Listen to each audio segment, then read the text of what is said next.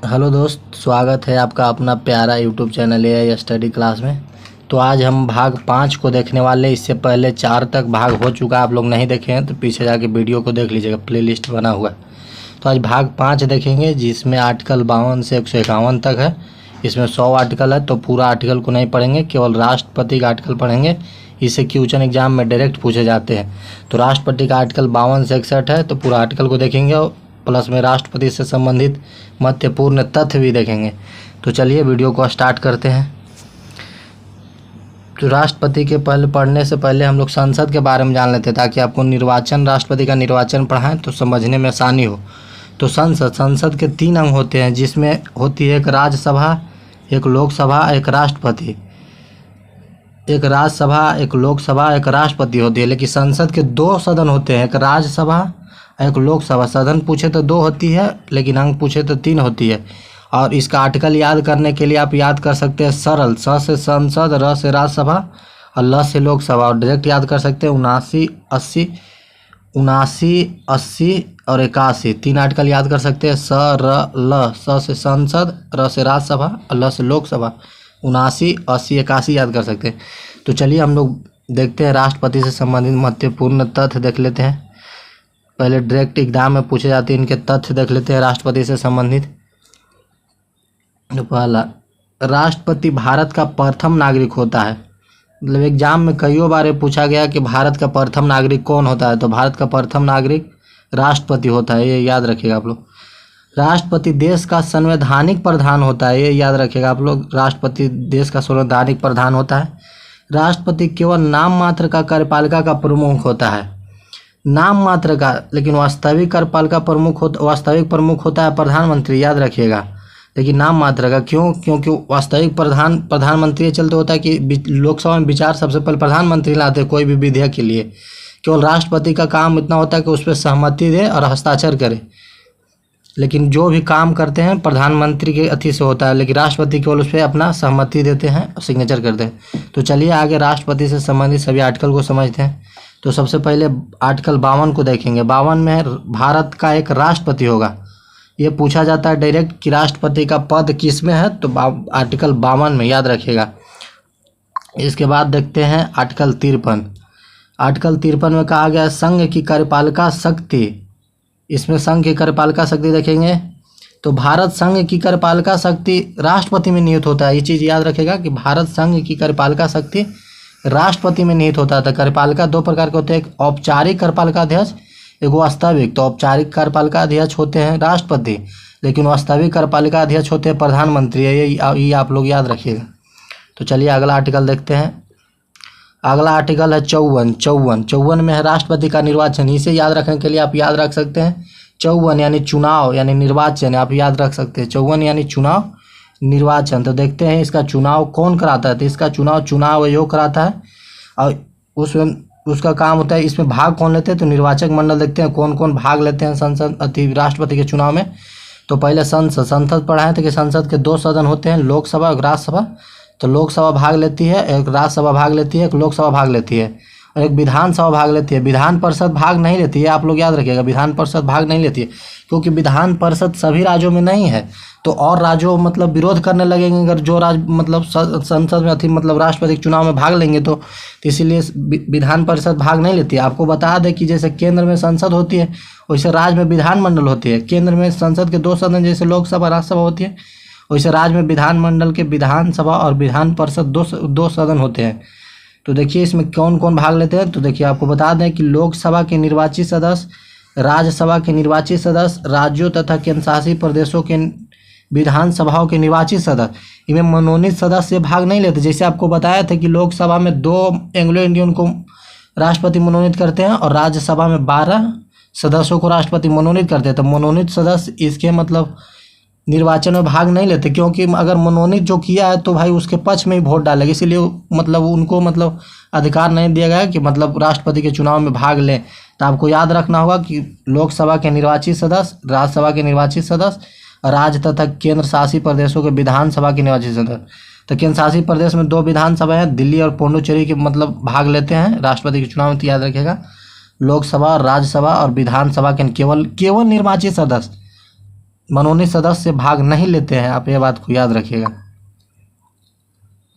तो आर्टिकल 55 देखते हैं, राष्ट्रपति के निर्वाचन की रीति देखते हैं। राष्ट्रपति के निर्वाचन की रीति, राष्ट्रपति का चुनाव एकल संक्रमणीय मत पद्धति द्वारा होता है, ये आप याद रखिएगा। डायरेक्ट क्वेश्चन पूछते हैं कि किस पद्धति द्वारा होता है, तो एकल संक्रमणीय पद्धति द्वारा। आपको बता दें कि राष्ट्रपति का चुनाव अप्रत्यक्ष रूप से होता है। अप्रत्यक्ष के मतलब कि जनता उसमें भाग नहीं लेती है। प्रत्यक्ष के मतलब होता है कि जिसमें जनता भाग लेती है, और अप्रत्यक्ष के मतलब होता है जिसमें जनता भाग नहीं था, जनता द्वारा चुने गए प्रत्याशी भाग लेते हैं।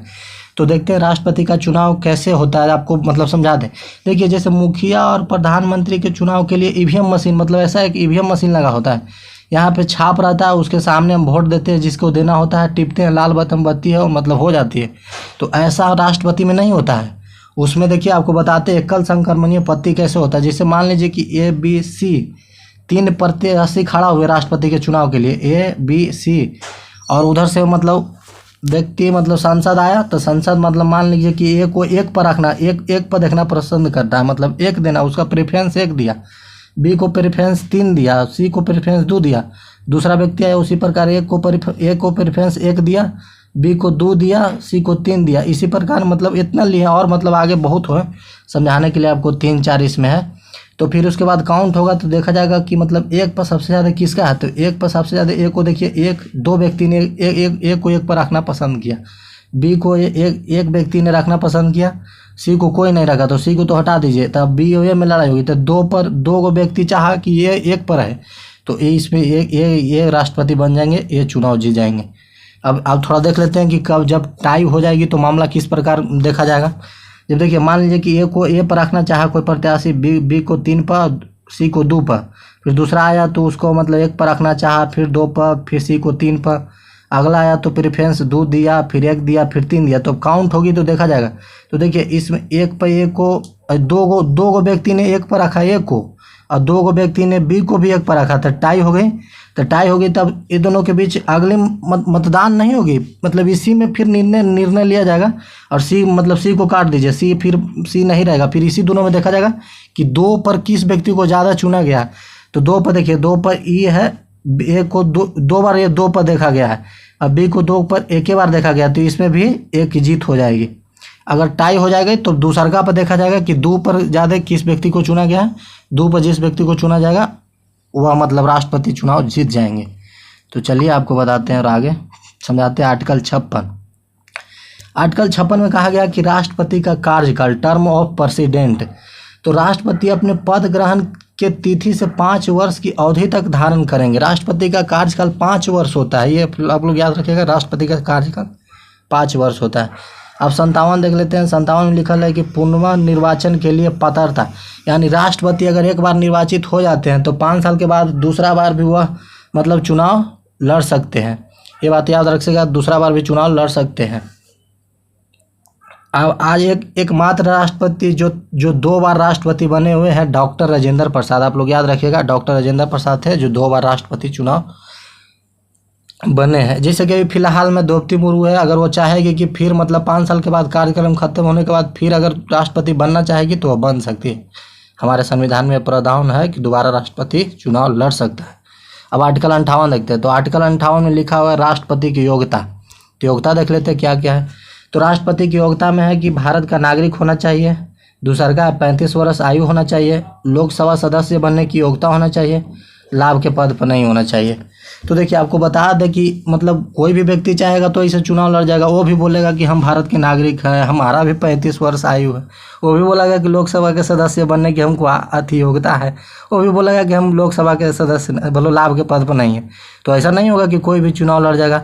तो उसमें एक मतलब अति रखा गया है, तो उसमें एक अति रखा गया है कि 50 प्रस्तावक और 50 अनुमोदक होने चाहिए। जैसे संसद में 50 प्रस्तावक और 50 अनुमोदक होने चाहिए। 50 प्रस्तावक के मतलब आपको हम बता दें कि 50 व्यक्ति मौखिक रूप से जाके चुनाव आयोग के बोले कि हाँ ये व्यक्ति राष्ट्रपति का चुनाव लड़ना चाहता है, हम इसके पक्ष में हैं। और अनुमोदक के मतलब 50 लोग मतलब लिखित दे चुनाव आयोग के कि हम इसके पक्ष में मतलब ये चुनाव लड़ना चाहता है राष्ट्रपति।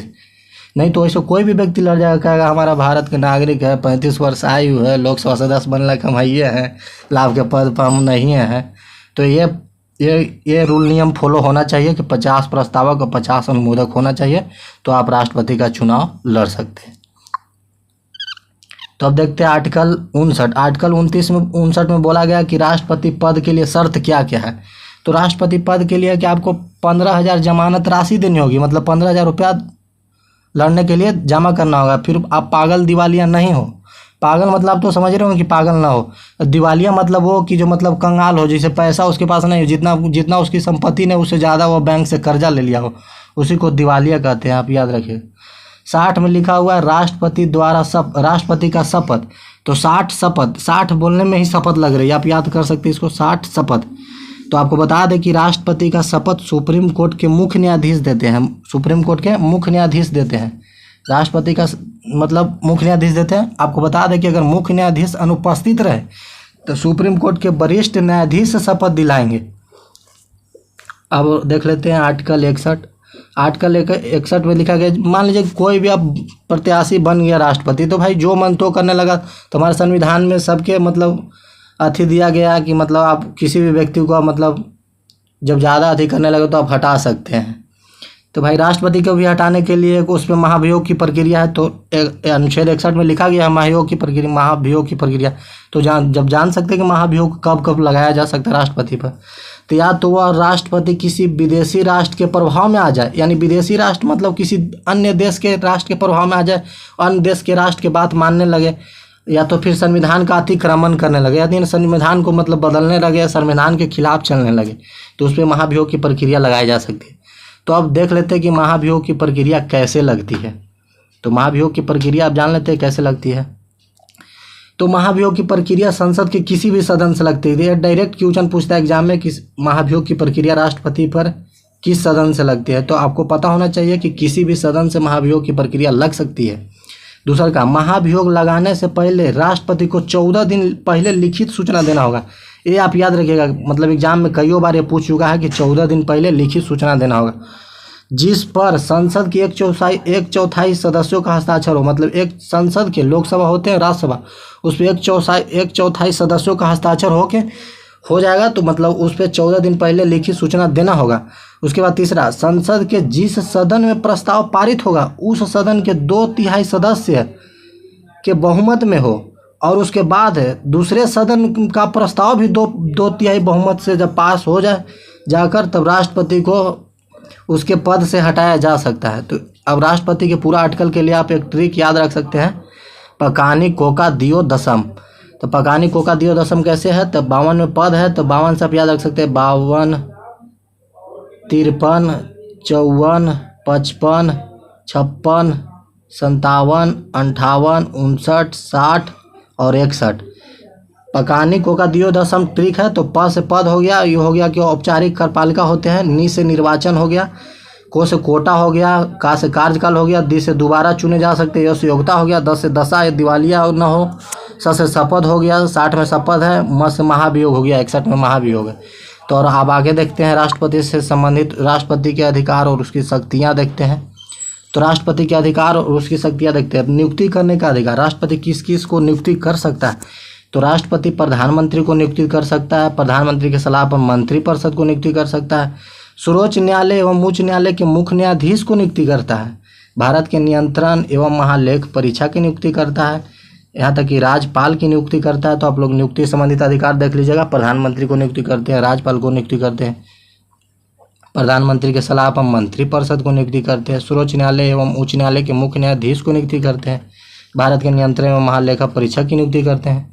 अब देख लेते हैं विधायी शक्तियाँ या कानूनी शक्तियाँ। तो विधायी शक्तियाँ, राष्ट्रपति के हस्ताक्षर के बिना कोई विधि या कानून नहीं बन सकता है, आप याद रखिएगा। राष्ट्रपति के जब तक हस्ताक्षर नहीं होगी तब तक विधेयक कोई होगी, कानून नहीं बनेगी। दूसरा का, राष्ट्रपति को दोनों सदनों के संयुक्त अधिवेशन बुलाने का अधिकार है। जैसे कि कोई मतलब वैसा विधेयक आया जिसमें बहुत जल्दबाजी में मतलब कोई काम करना हो, तो राष्ट्रपति चाहे तो संसद के संयुक्त अधिवेशन बुला सकता है। तीसरा, लोकसभा को भंग करने के संबंधित अधिकार है। चौथा, संसद में निम्न विधेयक को पेश करने से पहले राष्ट्रपति की सहमति आवश्यक होती है। निम्न विधेयक कौन कौन होते देख लीजिए, जैसे धन विधेयक हो गया, नए राज्यों के निर्माण, वर्तमान राज्य के क्षेत्र सीमाओं एवं नामों में परिवर्तन संबंधित विधेयक हो गया, संचित निधि में व्यय करने की विधेयक, यहाँ विधायक लिखा है, यहाँ पे विधेयक कर लीजिएगा। संचित निधि में व्यय करने वाले विधेयक हो जाएगा। तो संचित निधि आपको बता दें कि जो हम लोग टैक्स देते हैं वो जिस कोष में जमा होता है उसी को हम संचित निधि कहते हैं। जो हम टैक्स देते हैं, टैक्स और जो पैसा जिस कोष में जमा होता है उसी को हम संचित निधि कहते हैं। तो इस पर जब विधेयक आएगा तो राष्ट्रपति की सहमति होनी चाहिए। तो अब आगे देखते हैं राष्ट्रपति को, राष्ट्रपति के अधिकार और शक्तियां देखते हैं। राष्ट्रपति के सदस्यों को मनोनीत कर सकते हैं। राष्ट्रपति किस किस सदस्यों को मनोनीत कर सकते हैं? तो आपको बताए थे कि राष्ट्रपति राज्यसभा में 12 सदस्यों को मनोनीत करते हैं, याद रखिएगा। और ये आयरलैंड के संविधान से लिया गया था 12 सदस्यों का मनोनयन। दूसरा का, पहले लोकसभा में 2 एंग्लो भारतीय समुदाय के व्यक्तियों को भी मनोनीत करते थे, लेकिन आपको संविधान संशोधन में पढ़ाया था कि 104वां संशोधन के तहत एंग्लो इंडियन का आरक्षण अब खत्म कर दिया गया है। तो ये 2 एंग्लो इंडियन लोकसभा में अब नहीं चुने जाते हैं, लेकिन 12 मनोनीत सदस्य किए जाते हैं राज्यसभा में राष्ट्रपति के द्वारा, ये याद रखिएगा। अब उसकी राजनीतिक शक्तियाँ देख लेते हैं। दूसरे देशों के साथ कोई भी समझौता या संधि राष्ट्रपति के नाम पर ही होता है।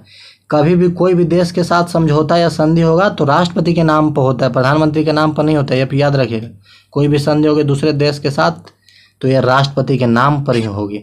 दूसरा का, राष्ट्रपति विदेशों के लिए भारतीय राजदूतों की नियुक्ति करते हैं और भारत में विदेशों के राजदूतों की नियुक्ति करते हैं। मतलब कोई राजदूत जाता है दूसरे देश में तो राष्ट्रपति ही नियुक्ति करते हैं कि कौन जाएगा कौन आएगा। अब आगे देख लेते हैं, सैन्य शक्तियां देख लेते हैं राष्ट्रपति के। तो बिना राष्ट्रपति का हस्ताक्षर किए किसी देश से युद्ध न तो शुरू किया जा सकता है नहीं तो खत्म किया जा सकता है। जब तक ये राष्ट्रपति आपको हस्ताक्षर ना कर दे कि युद्ध स्टार्ट करना है, अगर राष्ट्रपति हस्ताक्षर कर दिया कि युद्ध प्रारंभ हो गया, तो जब तक वो राष्ट्रपति दोबारा हस्ताक्षर नहीं करे तब तक युद्ध को मतलब खत्म नहीं करना है, खत्म नहीं किया जा सकता है। अब देख लेते, सैन्य बलों की सर्वोच्च शक्ति राष्ट्रपति में निहित होती है। आप याद रखिएगा, सैन्य बलों की सर्वोच्च शक्ति, जैसे सैन्य बल आपको समझा दे कि उसके नीचे राष्ट्रपति के नीचे रक्षा मंत्री, रक्षा मंत्री के नीचे chief of defender staff, chief of defender staff के अंतर्गत 3 आता है, थल सेना, वायु सेना, जल सेना। तो जब तक राष्ट्रपति हस्ताक्षर नहीं करेंगे तब तक ये युद्ध स्टार्ट नहीं होगा। तो मतलब ये तीनों सूचना देते हैं चीफ ऑफ डिफेंडर स्टाफ को, ये रक्षा मंत्री को, रक्षा मंत्री राष्ट्रपति को, तो राष्ट्रपति हस्ताक्षर करते हैं तब ये लोग युद्ध स्टार्ट करते हैं। तो याद रखिएगा। अभी वर्तमान में chief justice of defender staff Anil Chauhan शायद है, आप लोग देख लीजिएगा, हम कंफर्म उतना नहीं है। तो अब आगे देखते हैं, चलिए अब आगे देखते हैं। अब क्षमादान की शक्ति देखते हैं। तो राष्ट्रपति की क्षमादान शक्ति, संविधान के अनुच्छेद 72 के अंतर्गत राष्ट्रपति किसी भी अपराधी को दंड या क्षमा कर सकता है। आपको बता दें कि राष्ट्रपति फांसी की सज़ा को भी मतलब क्षमा कर सकता है या माफ़ कर सकता है। आप याद रख सकते, राष्ट्रपति के पास ही एक ऐसी शक्ति होती है जो मतलब फांसी की सज़ा को भी ख़त्म कर सके या माफ़ कर सके। अब विशेष शक्तियाँ देख देते हैं। राष्ट्रपति को गिरफ्तार नहीं किया जा सकता है, ये बात अब याद रखिएगा कि राष्ट्रपति को, भाई देश के नागरिक जो है सर्वोच्च नागरिक, उसके मतलब उसी के हस्ताक्षर से पूरा कानून हो रहा है, काम हो रहा है, तो आप उसको कैसे गिरफ्तार कर सकते हैं? आप ये याद करने के लिए कॉन्सेप्ट याद रख सकते हैं। अगर मान लीजिए कि हम लोग गिरफ्तार भी किए, मानने के लिए मतलब किया नहीं जाता कि संविधान में नहीं लिखा गया, अगर मान लीजिए कि हम कर भी दिए तो भाई पूरी हमारी कामें रुक जाएगी, बिना हस्ताक्षर को काम कोई होती नहीं। तो इसलिए संविधान में लिखा गया कि राष्ट्रपति को गिरफ्तार नहीं किया जा सकता। हालांकि आप जिस दिन वो मतलब पद से हट जाएंगे उस दिन उन्हें गिरफ्तार किया जा सकता है। राष्ट्रपति पर फौजदारी मुकदमा नहीं चलाया जा सकता। फौजदारी मतलब रंगदारी वाला जो पैसा कौड़ी से रिलेटेड हो, फौजदारी मुकदमा होता है, यह मुकदमा राष्ट्रपति पर नहीं जा सकता। आपको आप राष्ट्रपति के पास आपातकालीन शक्तियाँ भी होती है 3 प्रकार के। तो पहल का है राष्ट्रीय आपात, दूसर का है राष्ट्रपति शासन, तीसरा वित्तीय आपात। आपको बता दें कि राष्ट्रीय आपात 352 आर्टिकल में है, राष्ट्रपति शासन 356 में है और वित्तीय 360 में। राष्ट्रपति शासन तब राष्ट्रपति लगाते हैं जब सशस्त्र विद्रोह हो जाए या बाह्य आक्रमण किसी देश से युद्ध हो जाए, तो अब राष्ट्रपति मतलब राष्ट्रीय आपातकाल लगाते हैं। और राष्ट्रपति शासन तब लगती है जब किसी राज्य की सरकार गिर गई हो, तो अब राष्ट्रपति शासन लगाते हैं जब किसी राज्य की सरकार गिर गई हो। वित्तीय आपातकाल आपको बता दें कि कब लगाया जाता है। तो वित्तीय आपातकाल जब इकोनॉमिकल स्थिति, हमारे देश की इकोनॉमिकल स्थिति ठीक नहीं हो, तब राष्ट्रपति वित्तीय आपातकाल लगाते हैं। आपको बता दें कि आज तक भारत में वित्तीय आपात एक भी बार नहीं लगा है। तो चलिए आगे देखते हैं। अब थोड़ा सा राष्ट्रपति से संबंधित महत्वपूर्ण तथ्य देख लेते हैं जो एग्जाम में डायरेक्ट पूछे जाते हैं। तो भारत का प्रथम राष्ट्रपति कौन थे? याद रखिएगा, डॉक्टर राजेंद्र प्रसाद थे। दूसरा का एकमात्र व्यक्ति जो 2 बार राष्ट्रपति बने, एग्जाम में पूछे गए हैं क्वेश्चन, तो याद रखिएगा डॉक्टर राजेंद्र प्रसाद थे जो मात्र 2 बार राष्ट्रपति बने हैं। भारत की पहली महिला राष्ट्रपति कौन थी? तो प्रतिभा सिंह पाटिल थी, याद रखिएगा। निर्विरोध जीतने वाली राष्ट्रपति कौन है? तो नीलम संजीव रेड्डी हैं, याद रखिएगा। निर्विरोध मतलब जिसके विरोध में कोई खड़ा ना हो, जैसे नीलम संजीव रेड्डी जीते थे, ये निर्विरोध जीते थे। ये भी क्वेश्चन बहुत इंपॉर्टेंट, कई बार एग्जामों में पूछा गया है। पहले मुस्लिम राष्ट्रपति जाकिर हुसैन थे। राष्ट्रपति जिनकी मृत्यु कार्यकाल के दौरान होगी, तो 2 ऐसे राष्ट्रपति थे, एक जाकिर हुसैन थे, एक फखरुद्दीन अली अहमद थे। तो आप लोग याद रखिएगा। आज के लिए इतना ही। जय हिंद, जय भारत।